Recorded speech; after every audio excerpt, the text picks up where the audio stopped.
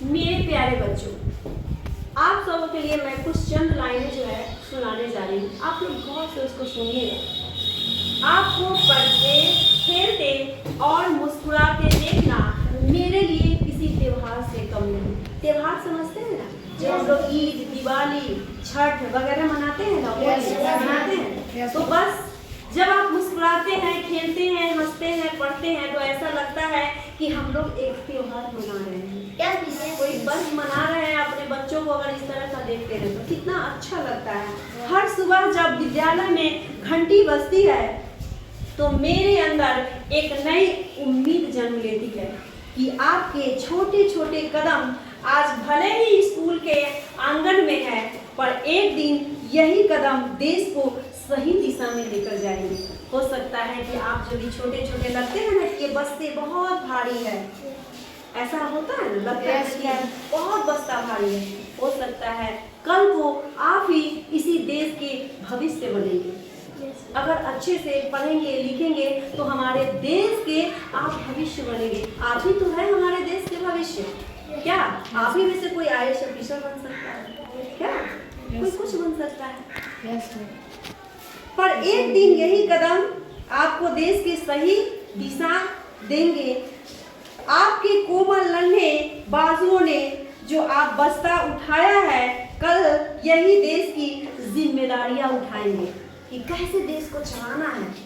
आज ये नन्हे कदम जो है और ये बस्ते जो है आपको बोझ लगते हैं, भारी लगते हैं, कल यही देश के एक जिम्मेदारी उठाने के आप लोग नागरिक बनेंगे, अच्छे नागरिक बनेंगे। मुझे गर्व होता है कि आप सुबह उठते हैं, नहा धोकर, पोशाक पहनकर यानी ड्रेस पहनकर, बालों में कंघी करके और भोजन करके कहाँ आते हैं? विद्यालय आते हैं, अपने स्कूल में आते हैं। मुझे खुशी है कि आप भाषा सीख रहे हैं ताकि अपने विचारों को सुंदरता से किसी दूसरे के सामने प्रकट कर सके। भाषा इसीलिए लोग सीखता है कि हम अपने भावों और विचारों को एक दूसरे के सामने क्या करें? आदान प्रदान कर सके। क्या अपनी बातों को, भावनाओं को व्यक्त कर सके।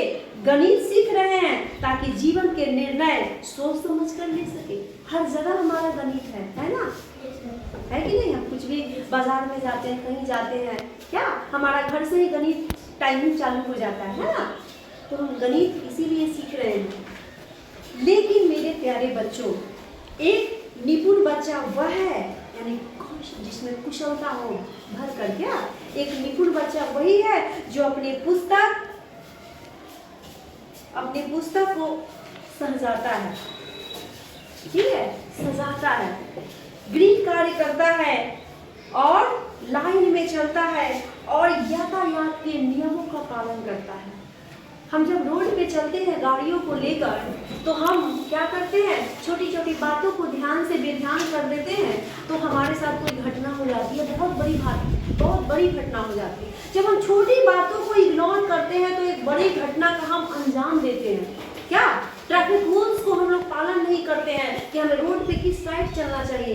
ये 3 लाइट्स तो हमारा जो रोड पे चलता है, जो हमें क्या बताता है, रेड और वो येलो कलर का, वो ग्रीन कलर का, क्या हमें दिशा निर्देश देता है, उसको इग्नोर कर देते हैं तो आगे चलकर वो बड़ी घटना का अंजाम दे देता है। तो हमें इन सब बातों का ध्यान देना होगा। अगर हम अच्छे से पढ़ लिख रहे हैं तो पालन करना पड़ेगा नियमों का।